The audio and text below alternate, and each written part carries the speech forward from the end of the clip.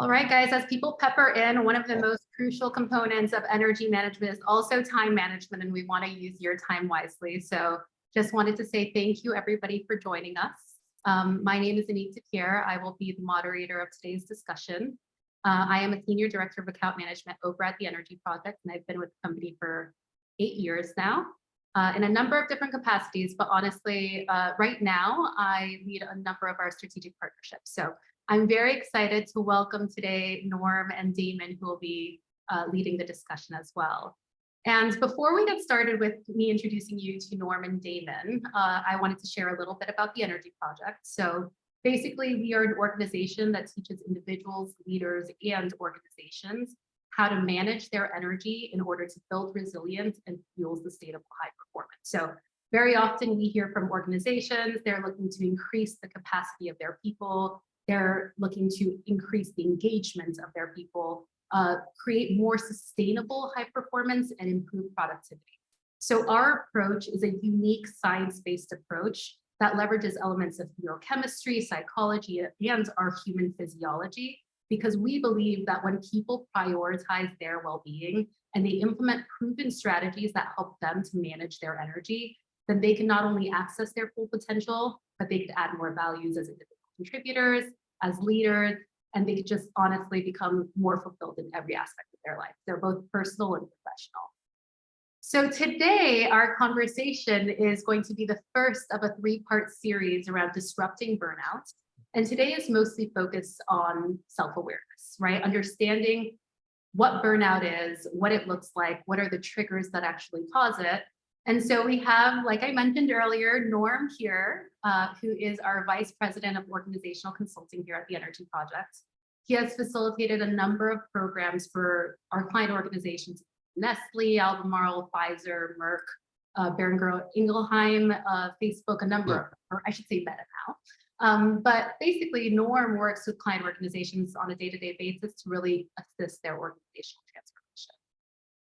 Damon Stoddard is one of our guest speakers as well, and he has over 25 years of professional experience as a change leader at both Microsoft and Honeywell, and he has a proven history of driving systematic transformational change in organizations.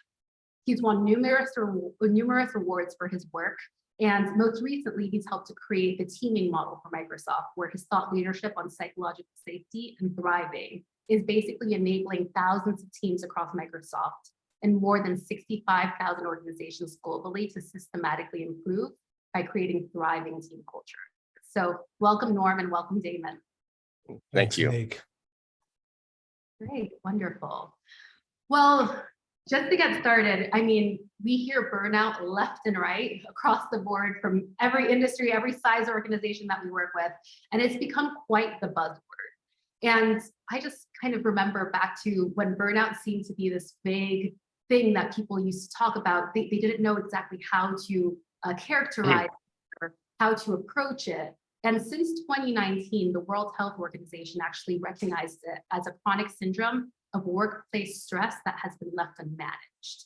And so since then, there have been a number of articles, a number of discussions led around how do we really solve burnout? So today, our conversation will be about the first piece, which is how do we build self-awareness around what is burnout, what does it look like, and what are the triggers that we could actually kind of become self-aware about in order to know that we are starting to lean towards a zone or a phase of burnout. So I would actually like to get started. Norm, how would you define employee burnout and what are its key characteristics? What does that look like based on your experience? So first, burnout is not a medical condition, it's a physiological state. And we are physiological creatures, so it gets embedded deeply. It's characterized by examples of physical, emotional, and mental exhaustion, which is a byproduct of being exposed to chronic and prolonged stress or stressors, which we can talk about later on. Some of the characteristics, I believe that was the second part of your question, was characteristics of it. People can find themselves being more emotionally reactive. They can experience feelings of overwhelm of incapacity, being unable to focus. It's characterized by an inability to actually articulate how one is feeling. Some other common characteristics are fatigue, difficulty in getting yourself out of bed into momentum. People experiencing burnout can notice that there's changes in their eating habits. They give up things that they once enjoyed. There's no longer any enthusiasm associated with things that have brought them joy. There was a word thrown out, and I'm unfortunately forgetting the gentleman's name, who labeled what we experienced during the pandemic as a state of languishing, just a miasma, an unenthusiastic state. Damon, is there anything that you want to add to that? I just got my heart. You got my heart racing, Norm. Just thinking about it. I think it's an excellent definition of it. One of the things in my research about thriving teams, one of the things I came across is a great question that you can ask yourself that I've found is really predictive of almost everything, including burnout. And that question, as it relates to work, is: I was excited to work every day last week. And if you're completely honest with yourself, and if you have somebody that is psychologically safe that you can talk to, you're completely honest with yourself about that number. That number, the lower that number is, the higher the likelihood is that you're on the path to burnout. And it's just a matter of time. And what I find in coaching people is if I can gain a full level of trust with them, and I ask that question and they're honest with me, it opens up this conversation that really reveals what's going on. Like, yeah, you know what? I go into my room, I open my computer and I stare at the screen all day long doing nothing, but I feel too guilty. I'm afraid something's going to happen to my job if I go away. So I just have to do it. I live for my next vacation, is what one of my friends said. Definitely on the path to burnout. And it's just a matter of time, right? It's really interesting because I believe it was in February of this year, there was the Future Forum. They reported that about 42% of the workforce currently are experiencing burnout. Yeah. And I think just this week, HBR released an article that more than half of managers are feeling burned out at work. I think, Damon, you actually shared that study with us. Thank you. But I mean, when we take a look at those numbers, those are incredibly, they're substantial numbers, right? And if we think about the impact or the what it has on productivity, on actually on the bottom line, it's pretty significant. So we'll dive into that a little bit later. But I would love to think about, what are some of the common causes of burnout that you have heard, either from personal experience or through observation with colleagues or other teams or clients? Damon, what have you heard? Yeah, so it's not only what I've heard, but what I've experienced, right? And I think a huge component of burnout as it relates to work is whether or not you're actually using your strengths at work. Is what you're doing, do you get excited about what you're doing at work, or do you dread it? And the best example I have of that is our call on Monday, right? Anik, you and I had only met one time, but we're on a call, and the call started, and it was over immediately. We didn't want the call to end because we were all passionate about this topic of energy. We were passionate about things. We learned from each other. We grew it. It was a great day. And what I find is that if I or people, it doesn't take very much time of doing what you love to energize you for the entire day. Strengths, operating in your strengths. That's one of them. I've got a bunch more, but I'll let Norm pipe in here. Thanks, Damon. So classically speaking, what leads to a situation of burnout is an unrelenting state of being in stress or being stressed. Stress is a physiological response, our body's physiological response to external pressures.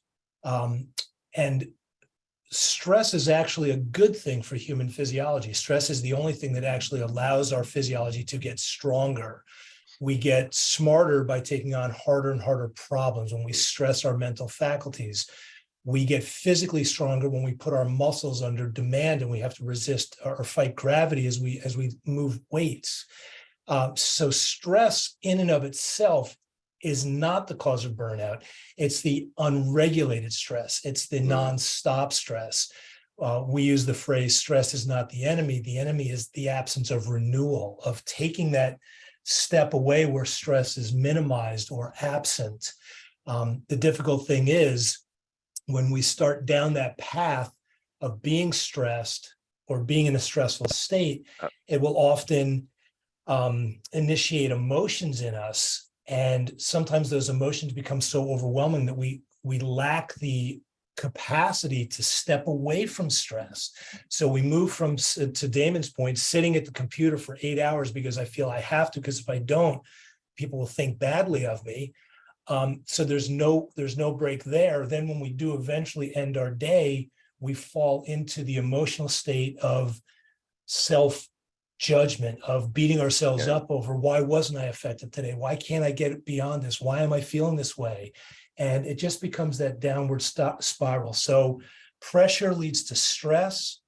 Stress can put us in a state of emotional turmoil, and that unregulated state eventually can show up as burnout when we become unmotivated and incapable of being able to navigate what we need to do, part of which is getting ourselves out of this stressed state.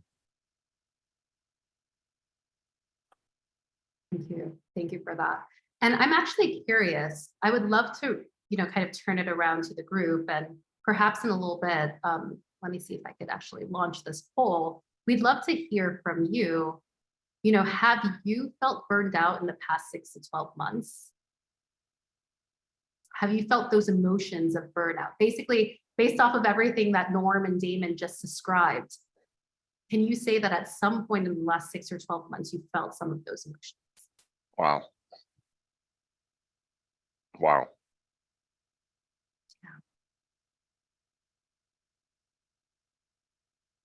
I don't think they can see it yet, but Damon and Nick and I are seeing the numbers, and it's pretty astounding. Yeah, we can see the numbers. It's wow. Wow. Real time seeing that come in says this is a very relevant topic right now. Wow. Right. We have another 10 seconds. Any final responses? Okay, so I'm going to share the, there's 2, 3 more. Okay, we're not trying to add the stress, but I think in 3, 2, 1, we're ending the poll. All right, I'm going to share the results with the broader group. Wow. Is everybody able to see that? Yeah. So 94% of people in the past 6 to 12 months have felt burned out, and that's significant. And when we think about the significance of what that means, not only professionally, right? When another curveball comes your way and you feel even more challenged, or even at home now, you go back home and you have that thing or that person that you're supposed to spend time doing, or that thing that you're supposed to spend time doing, or that person that you're supposed to spend time with, and you realize that it's only a portion of yourself that's actually present to do that thing that you actually were so excited about once upon a time. It's jarring. So I'll stop sharing now. And I wanted to continue the conversation around, well, what are some of the triggers that we've heard? I know we just shared a lot about kind of how stress turns into eventual burnout left unmanaged. But what are some of the triggers that we most often hear, both in the workplace, and honestly, we've realized that there's no real line in the sand around both professional life and personal life. So what are some of those things that we've been hearing from clients, Storm? Yeah, Anik, first, thank you for pointing out that we can't just be burnt out during our working hours and then go back to our private life and be fine. If we're noticing there's a difference between those two, we may not be burned out. We may just be under incredible demand. We may be frustrated. We may be overwhelmed, but we are not burned out. Burned out is holistic. It's our life. So what are some of the triggers? It depends on the person. I think Damon started out, one of them is feeling this sense that I'm not connected to what I'm doing. I feel a loss of sense of purpose. We operate with physical, mental, emotional, and purpose energies to get through our days. And physically, mentally, emotionally, we put that energy in service of our purpose. So some of the triggers that can lead to loss of sense of purpose are being physically exhausted, not taking care of our sleep needs, our nutritional needs, our daytime rest and renewal needs, right? If we're not fueling ourselves physically, that can put us on the path or trigger us to reach a point where I can't sustain a sense of purpose. If we are experiencing unmitigated emotional duress, where there may be large things or even a series of small things in our life that keep putting us into this high negative space where we feel there's a sense of threat to our value, to how we show up and how we matter. If we don't break out of that, that could be a trigger to move us into a loss of sense of purpose, which can lead us into a stress state. A burnout state. But it's also mentally, if we're just constantly expending mental energy, if we're getting more and more work to do, and we're not only feeling like we can't keep up, but we're not keeping up. Our to-do list just keeps growing and we don't see any end in sight. That nonstop cyclical demand can burn our energies down to where, without an intentional strategy, those can trigger us into that burnout state. Damon, anything to add? Well, Anika, I wanted to just, I love the question. The statistics, they're shocking to see that almost every person on this call has experienced some level of burnout in the past year. I have a thing, I'm a master black belt in Six Sigma, and so I spent my career using numbers to improve things. And one of our first calls, Anika, a couple of years ago, was right after the pandemic, remember? And I shared with you this hypothesis that what was really going on in the workplace was a system problem. This burnout was not a person problem, it was a system problem, because the system obviously changed, where people were just, without thinking about it, they would go to work and they would get energized by the relationships at work. You take that away and all of a sudden that system has changed. People are not getting that source of energy and they're gradually decaying to burnout. And you and I talked about this. And I shared that what needed to happen is people needed to have this awareness. And now those things that were unintentional had to become intentional. They had to intentionally do the things that used to not happen. Now we've heard the research on this and things, but one of the things for me, after our conversation, I came across this Harvard study, the Grant study. And basically in the Grant study, they followed graduates of Harvard since the 1930s every single year to look at the quality of their lives. And after so many years, they actually started tracking the grandchildren of these graduates. And they found one thing: the quality of their lives was dependent on the quality of the relationships in their lives. Well, what happened in the pandemic? We lost the relationships that we spend most of the time, and there was no awareness of this. In fact, I had lunch with a friend, or coffee with a friend, a couple of weeks ago, and he said, I've been trying to go back to work, but there's nobody there, and I don't see any purpose in going back to work. And I finally realized that if I don't get intentional about forming relationships outside of work, nothing's going to get better. And it was so great to hear him say he's finally taking some agency, if you will.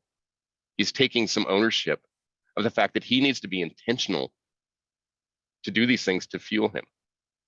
Now I could keep going on and on about that, but basically, I think the idea is we have to. And what I love about the Energy Project, and we'll talk about that more, is it just gives us this paradigm that we have to be intentional to do the things that actually fuel us, which is going to lead to a system that keeps us from burning out. So I love that you said that, Damon, because the Energy Project, our content always follows a 3-pronged. The first piece is self-awareness. You can't change what you don't notice. So you need to feel the depth of all of the things that are impacting you on a regular basis. The second piece is cultivating that intentionality. All of the things that you're doing need to be more intentional. So we benefited from, positive circumstances in our lives actually bringing us joy, bringing us fulfillment, bringing us satisfaction, and all of that. And we were able to do good work. We were able to have great relationships. And then the world got flipped upside down, and we had to relearn how to do all of those things. And we're still in the process of relearning. I mean, right now, organizations, they were fully remote. They're going back into office at least part of the time. Some people are learning to navigate hybrid environment. These are highly complex things that generations before us never really had to do, right? And so we have to give ourselves a little bit of grace because we are doing the best that we possibly can. And the reality is we can always do better because with learning comes growth. And so this is an opportunity for us all, right? And I was actually reading an article the other day that, you know, because organizations have prioritized work-life balance, well-being initiatives, whatever they call it, right? Now we have an increase of flexible work arrangements, company perks, major company initiatives. So now more than ever, organizations are giving things to employees, but those burnout don't seem to be changing, right? So what ends up happening is very often people say like, oh yeah, just give them a day off. Well, what are you doing during that day off? It's that intentionality that we need to learn to cultivate, because otherwise it doesn't really matter if we have the time, it's what we do with the time that matters. Yes. Yep. So I wanted to take 2 steps back because I know we talked peripherally about, you know, the causes and the triggers around burnout, but I wanted to get a little bit more in depth. So I'm going to start, Norm, with you. Have you ever experienced burnout, and what led to that burnout? Oh, full disclosure in a public setting. Okay, let's see. Yeah, I'm putting you on the spot, sorry. It's okay. You know, I almost think it's difficult for me to answer because part of the experience is the inability to notice what you're experiencing. So if I look back, I can see periods of my life when I did feel that sense of loss of agency, when I didn't feel like I was the master of my own ship. And to keep that nautical metaphor going, I couldn't see the shoreline. And I had no real direction. And it was a time when I had lost one job and had a family, and it was a tough economic time. It was 2007. And I fell back on an old skill set I had, which was as a carpenter. Wow. But it was 2007. People were not doing much home remodeling. So I can actually specifically remember January of 2007, working 4 hours during the entire month, but getting up in the morning, leaving the house and not coming back to the end of the day, and not being fully transparent to my wife that I was not working. Ooh. She had no idea, because there was so much of my sense of purpose, to Damon's point, which was around providing for my family, that to say, A, I don't have work, and B, when I'm there, I have no interest whatsoever in building somebody's bathroom. It meant nothing to me.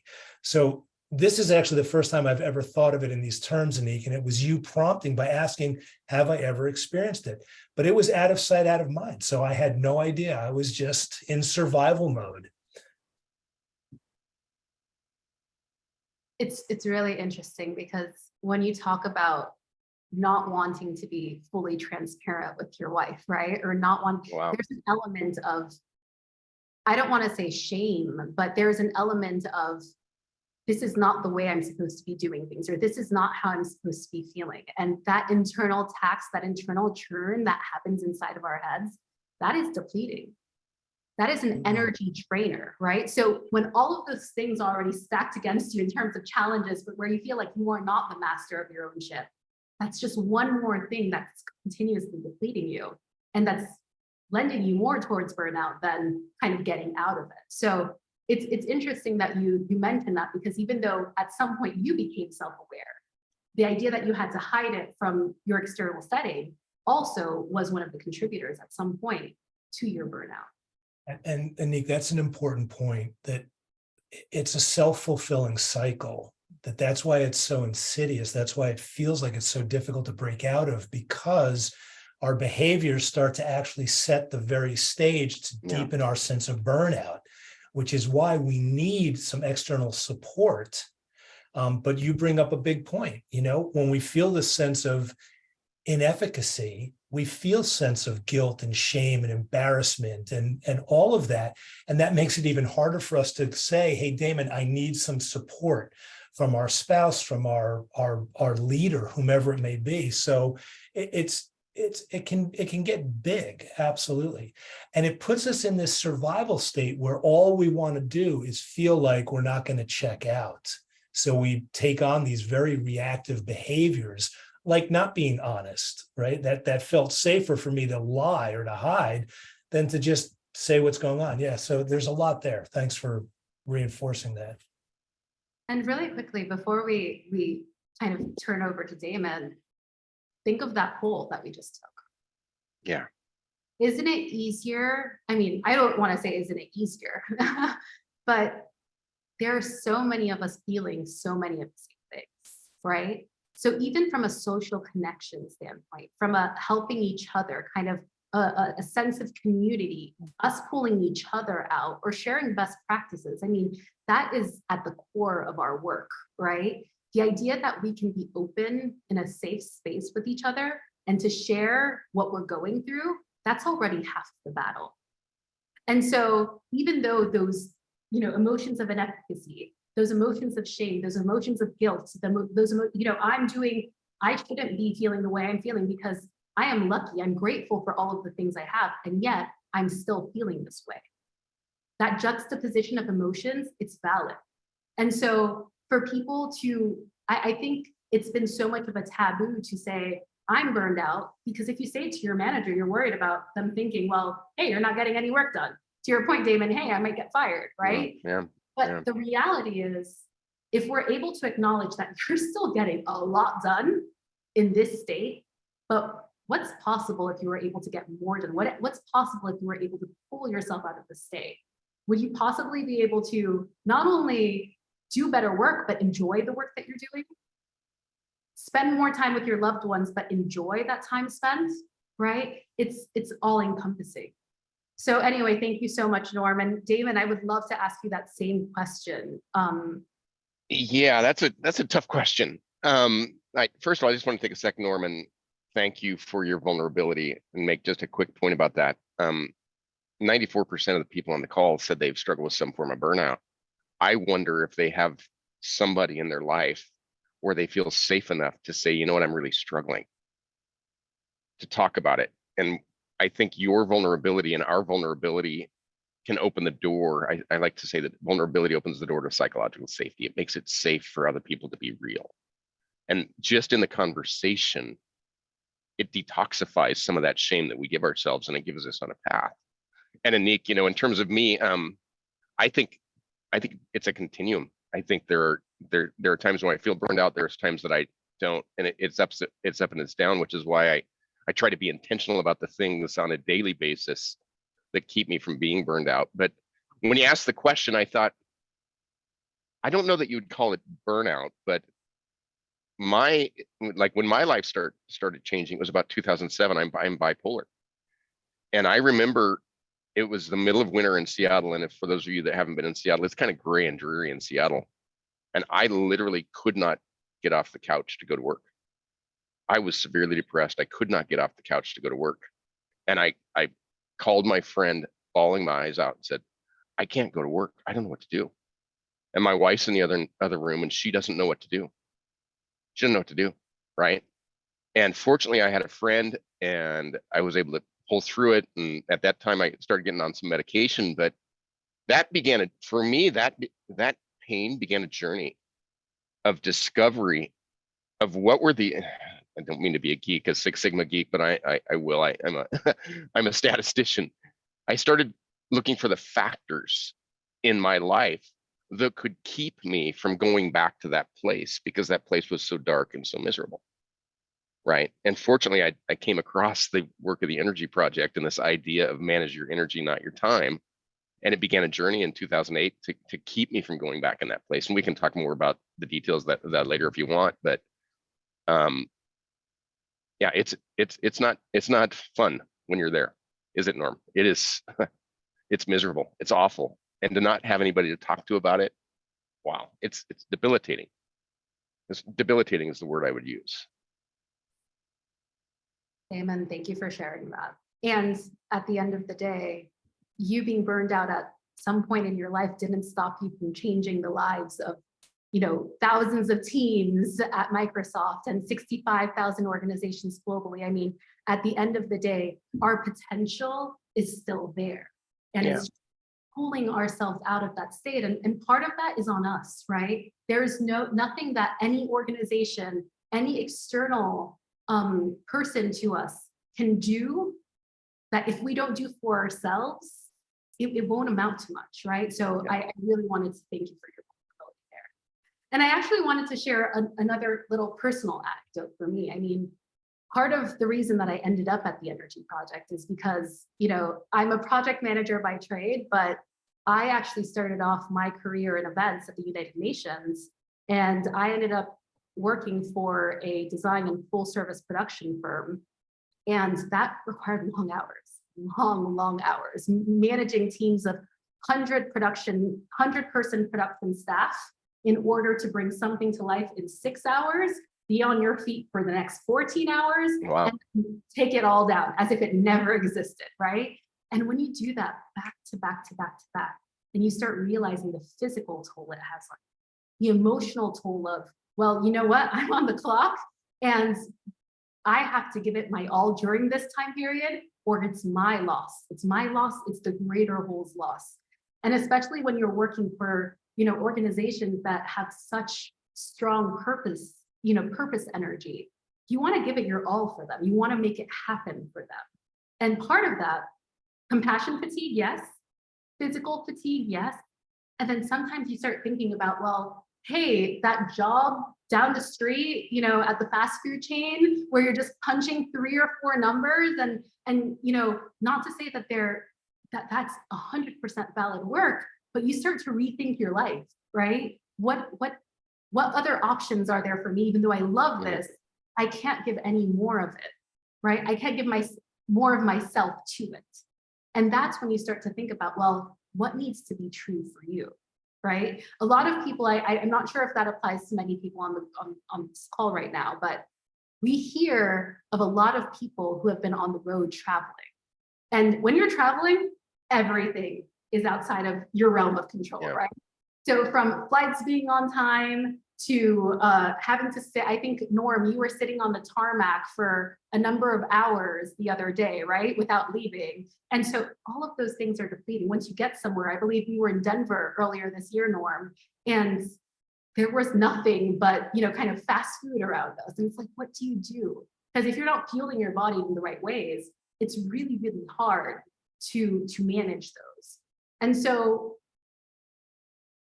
all of that to say, I think that there are different ways that burnout comes to life. And I think we've actually just received a question that I would love to bring up. So somebody was actually asking the difference between clinical depression versus burnout. So perhaps can we dive into that a little bit more? So I know we've been talking about the feeling of burnout, like when you feel burnt out, but that's very different than the clinical definition of depression. So Norm, do you want to dive into that a little bit? Yeah, it's a big question, but I want to preface it by saying we are not really geared to talk about or offer support for clinical depression. It's an entirely different beast than burnout.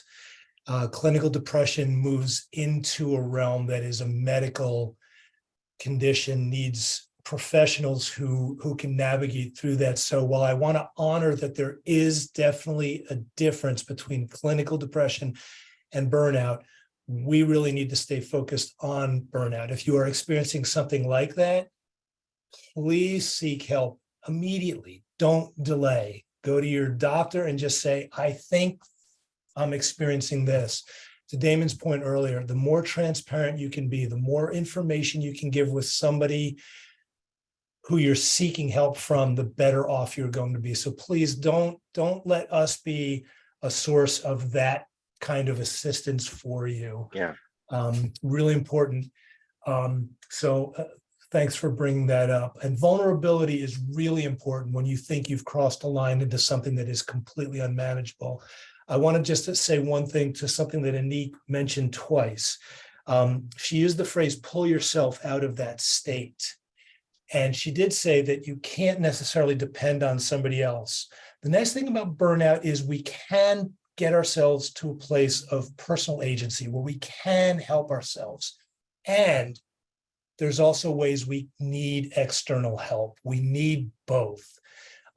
If you feel that you can, hey, look, if I get on my bike, I'll be okay. I can get through this. That positions you to get back into a space where you're able to practice self-care and hopefully reverse some of the impact of feeling burned out. But if you can't, that's also burnout. That's where you can turn to somebody and say, can we talk? Can you help me out? Can you point me in a direction? Can you go for coffee with me and just let me share with you? So it's a both and, but don't think that you can always do it on your own, because the longer we're in burnout, the harder it is to pull ourselves out. So I just wanted to get that out there, Anik. Yeah, and I appreciate the clarification. I think, for my particular situation, the reason why I chose to share it is it started by going to the doctor, right? And saying, I'm really struggling. And the doctor gave me some medication that helped me. That wasn't the end of it, right? That was the beginning of it. And then a lot of the feelings and the emotions that are associated with burnout, as well as depression, are very similar. You can't untangle them. And so a lot of the solutions are very similar, right? So for example, exercise for me became a huge component of me getting past that stage. And I believe it also has kept me from struggling with burnout along the way, because I built that system, if that makes sense, right?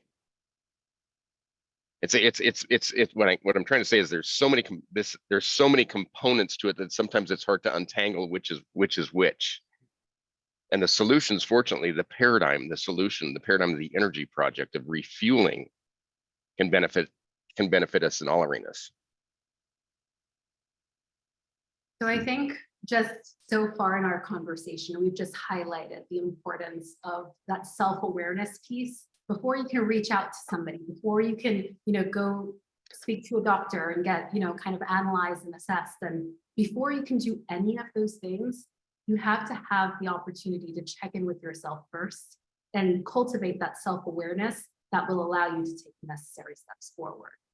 So thank you for that. So I know we only have 7 minutes left. And by the way, we will have 15 minutes of Q&A at the very end. So if anybody doesn't have a hard stop and wants to stay and ask any questions, we will be, sticking around for that.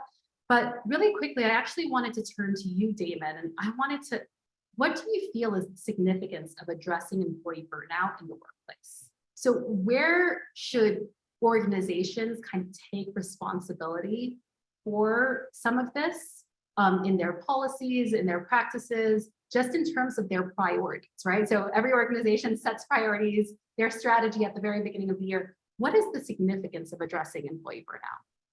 Yeah, I appreciate the question. And I'll go to the research that I've done on kind of just thriving individuals and thriving teams. There's a lot of great work, great information that came, through the Energy Project and through the book, The Power of Full Engagement, when I read it.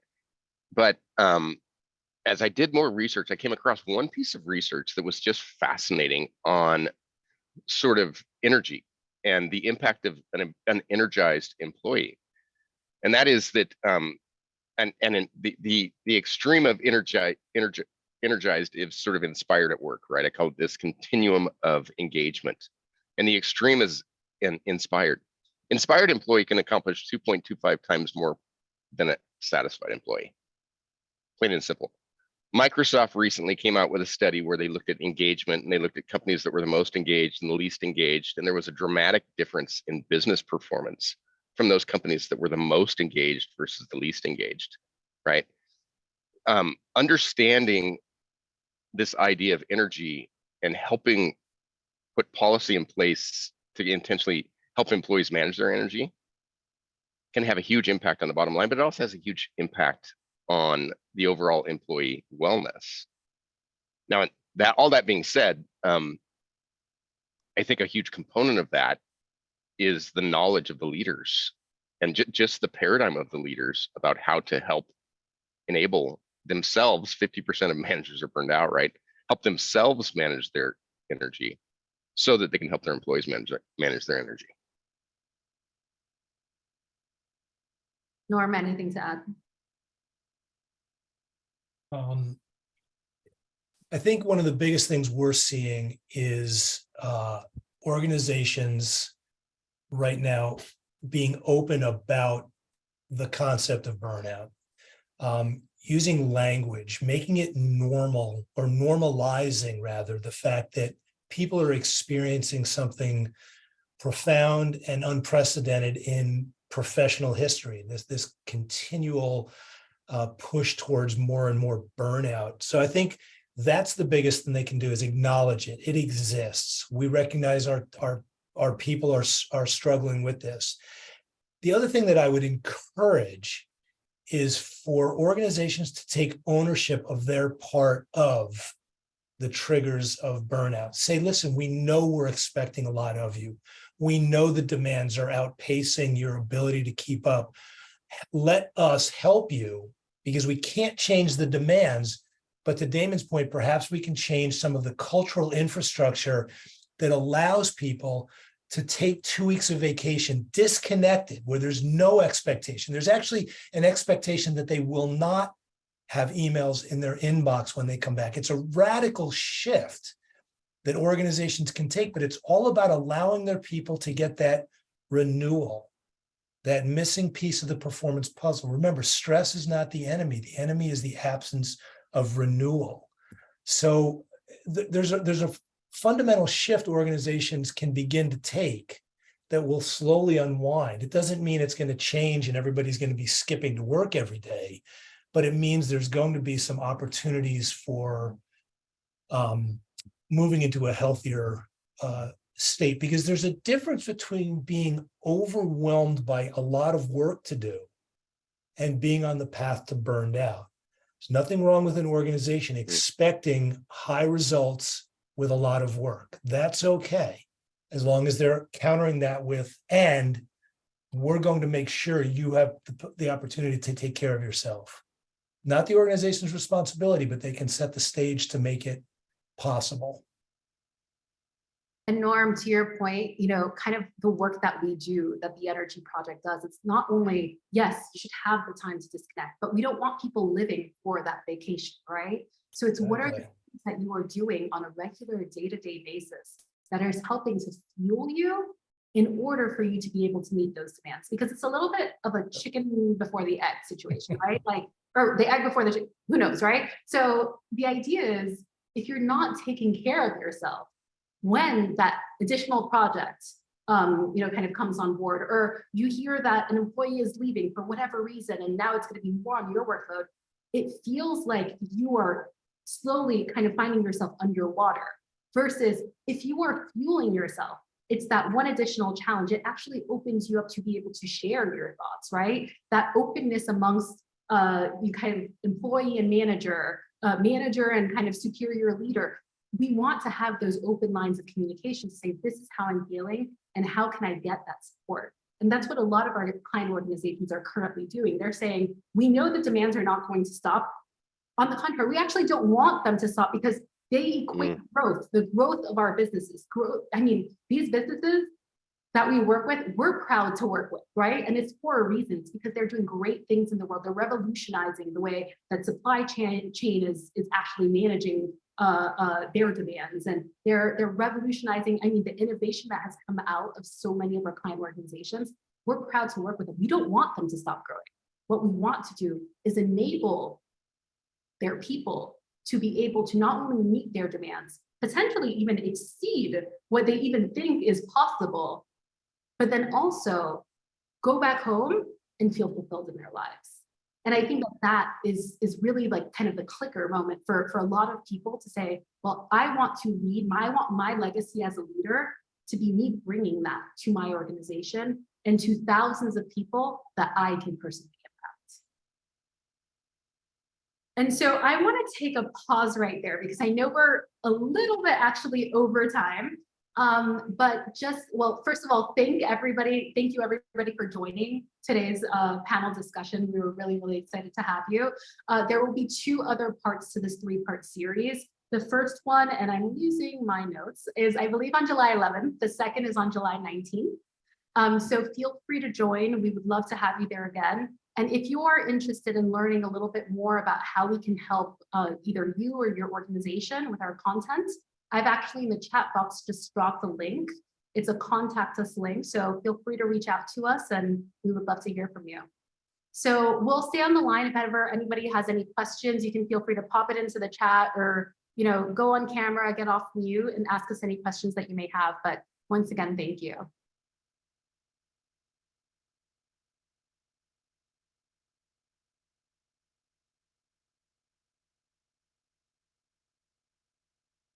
And by the way, Sonia, I just wanted to say thank you for being off camera. We appreciate seeing your face. And at some point we saw you kind of look down and write some notes. So we appreciate the engagement. Thank you, Anik. Thank you, Norman. Thank you, Damon, for sharing. I appreciate your conversation and yeah, sharing experiences or of course of burnout and yeah, we are, I think, all in the same boat, in the less intense way or more intense way, but I think all of us experience this not so happy experiences, and the challenge is to learn how to manage it. So yeah, thank you for the conversation. You're welcome, Sonia. Thank you.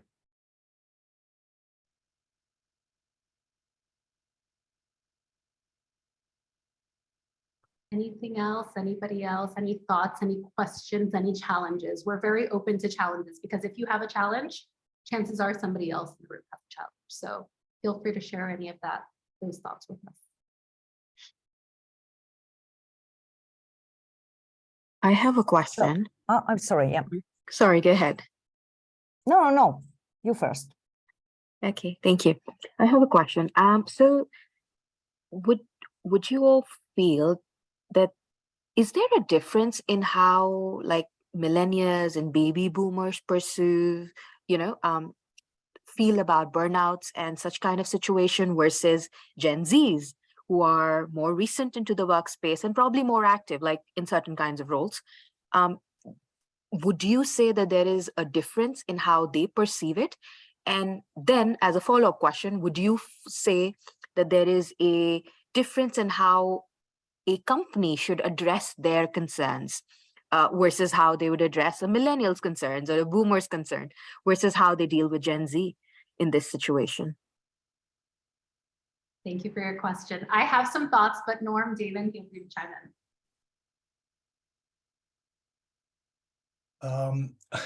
in. There's sort of a 2-pronged approach, and Anik, there's a question in the chat that I think we need to address.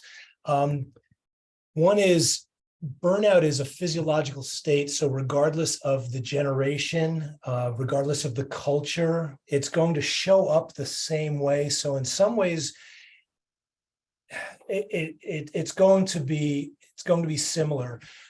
In terms of addressing it, attunement is one of the greatest leadership qualities. It's a leader being able to understand what the individual people on their team requires.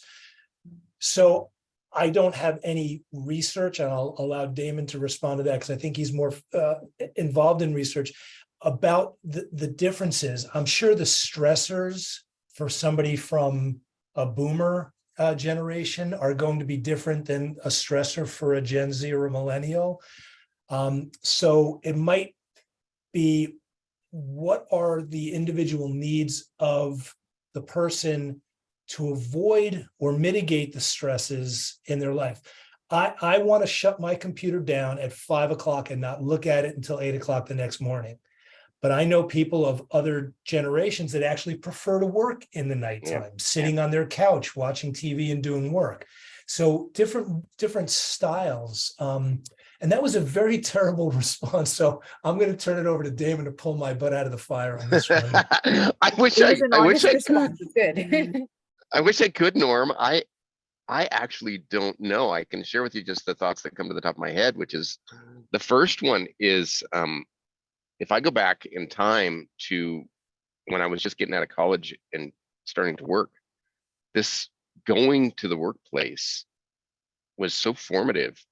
The relationships, the people, the things. And so this new future of work for this next generation, I think is going to be very, very challenging, because it's not going to be as easy to be connected, to meet people, to have that source of fuel in their lives. I think it's going to be very, very challenging.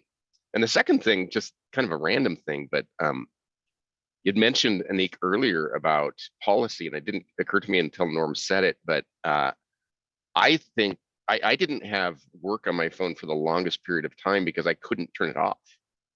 So I kept it off. But then one of my coworkers fortunately worked to help make it possible that you could have work on your phone, but then you just push a button and you turn it off for the day, right? And so I would turn it on in the morning, turn it off at night. But one of the things that I did actually in the peak when I was running a pretty successful coaching organization and working full-time at Microsoft and had a family, is I discovered that the phone was a source of stress. And so I came up with this thing I called No Screen Sundays. And I would literally turn my phone off for the entire day on Sunday. And I measure my resting heart rate and my heart rate variability. And I can show you data that shows the impact, the positive impact of having the phone off for the entire day. It was unquestionably one of the best things that I did for my own recovery. So I would encourage people, honestly, as difficult as it is, to take that device, try and turn it off, go someplace where you have no coverage as a way to recharge. Because I think that we're more and more connected to these. Hopefully that was helpful. I don't know if it addressed the question directly, but hopefully it was helpful. Oh, definitely. Thank you for sharing. Yeah. Maureen, I actually have one final note. So this is a trend that we've been seeing in our energy audit for quite a while. So generally, from a gender perspective, we find women relatively more depleted than men. And we found Gen Z, millennials, relatively more depleted than the other generation. And there was an article that just went out, well, probably a few months ago, that was basically sharing that those low energy levels, it's trending across these generational groups, or these demographic groups, I should say.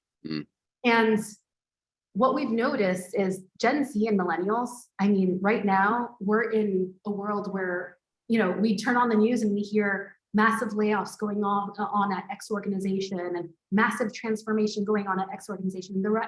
The theme that we've consistently told ourselves is, you know, last one in, first one out, right? Yeah. And so millennials, Gen Z, they're feeling the pressure of, I'm very new to the workforce, right? I could be potentially easily replaced. I haven't proven myself yet.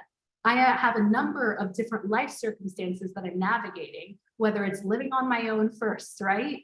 For the first time, or managing roommates, managing relationships, potentially getting married, potentially having children. All of those life moments are happening in roughly that time span. And so we're seeing that a lot of Gen Z, a lot of millennials are feeling the brunt of that. That's one piece. From a women's perspective, you know, women are, from a gender roles perspective, whether right or wrong, right? Women are seen as the primary caregivers, and they've had to make a number of sacrifices in the workplace. And it's only, I believe, in February that the numbers have recouped in terms of the number of women in the workplace prior to the pandemic and today. It's only been a few months since those numbers have recouped, whereas I believe it was for men 2022, 2021, they were able to recoup full numbers. And so these are drastic pieces of data and statistics that really tell us, okay, well, these groups maybe need it the most, right? And when we think about how we tackle how we work with them, how we put interventions in place to meet their needs, the reality is there is no silver, kind of magic bullet, right? Because my colleague Robert Rooney, who's on the line over here, is potentially a millennial just like me, doesn't mean that the way that he solves for his burnout is going to be the same as mine. And so our content is incredibly personalized. And when I say our content, I'm basically saying any solution that an organization puts in place for their people needs to be it can't be prescriptive. because we all have different life circumstances. We all have different considerations that we're keeping in mind. We all have different values, things that are important to us, right? And so the things that energize us are different, and the things that drain us are different. And so creating that space of safety and trust to allow people to identify, it's once again back to that self-awareness piece, right? Identify their drainers and identify the steps that they need to take to refuel them and figure out, well, where do I get the greatest return on investment, right? Is it like Damon? Damon, by the way, goes for bike rides. So anybody interested in knowing, that's what he does, right? To refuel himself. And so is it taking a bike ride like Damon, or is it potentially spending 15 minutes quieting my mind in deep meditation? That can look different for everybody. So the idea is that the commitment that we each make needs to meet our life needs. And so I wouldn't say that there is one specific thing per generation. I would say there's one comprehensive strategy or methodology that can be used that meets all of their needs. That's very insightful. Thank you for sharing. Sorry, Damon. No, I love it. I think, remember I mentioned earlier, I went on a journey. It was a journey when I discovered this paradigm of manage your energy, not your time. It's a continuous journey of identifying those critical few things that add energy, and then being intentional about building those things into your life. And that's what I heard you say, Anik. It's that intentionality. Yes. It's a personal journey. Are there any other questions? I think we have time for one final one.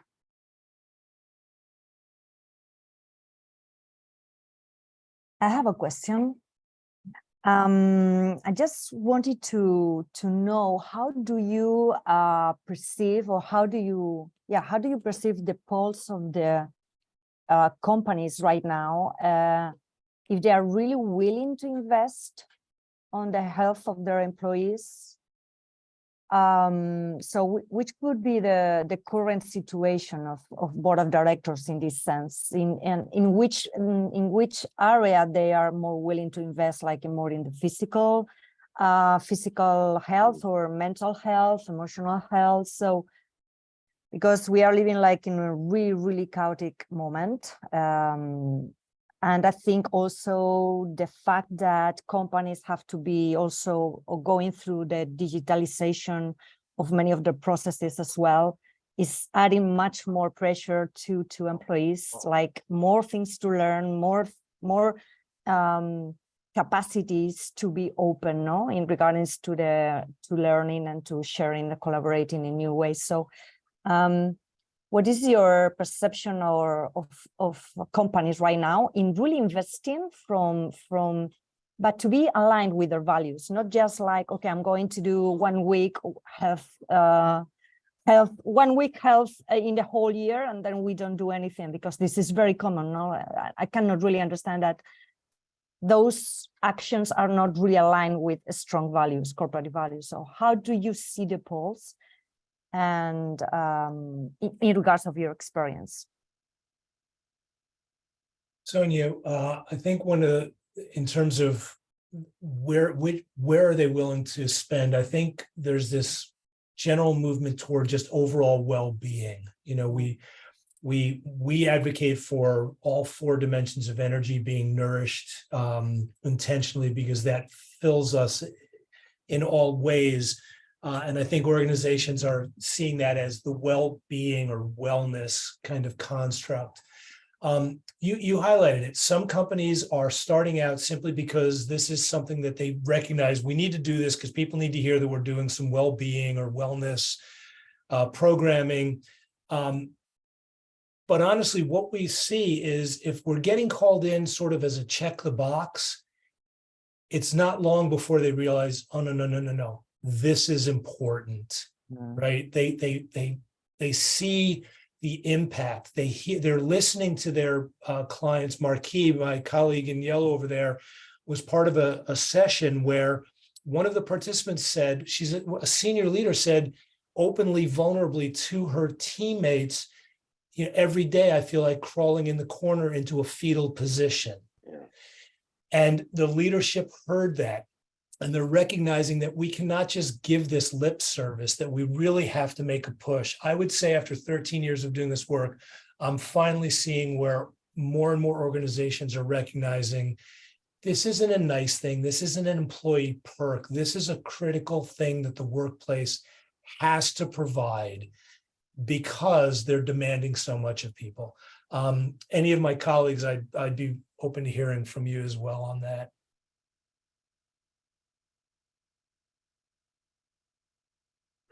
Thanks, Norm. And at the basis of a lot of our work, we're a well-being. It is served as a well-being model very often. Even in its genesis, when our founder created this body of work, it was very much a performance model. How do you raise your capacity in order to meet the demands of the business?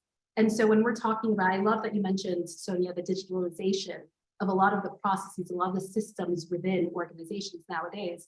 What does that require? Upskilling, right? And so whenever you're learning something new, that takes more energy, right? And so people who are already depleted of energy, now you're asking them to do even more in a way that they've never done before. And so the only way that you will actually get them to do it and not drop the ball in all the other realms that they are managing, because they have a lot of balls in the air already, it's to raise that capacity. And people, more and more organizations are starting to Norm's point, realize that.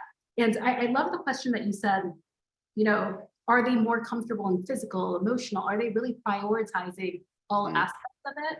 And I would say they feel most comfortable with the physical piece, right? Because that is the part that doesn't necessarily require depth. It's just, you get it done, you eat properly. So we'll give you great options in the cafeteria. You know, we'll maybe open up a gym on the fourth floor and we'll have a Peloton bike there. So, you know, kind of register for the Peloton bike. Those are the easy fixes.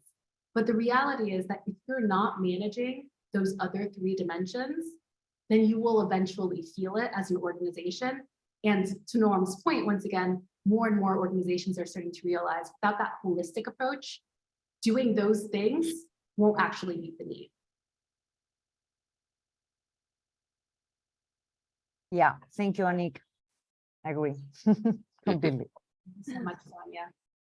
Well, I am going to actually, I know it's 1:04. We are 4 minutes over time, but this is a really, really rich discussion. So I just wanted to say thank you once again to everybody who joined and who stayed, because we still have roughly 30 people on. So feel free to join our other the two other parts to this 3-part series. And then once again, I will pop again the link in the chat. If you do want to get in touch with us, feel free to do so. We would love to hear from you. Thank you, everybody.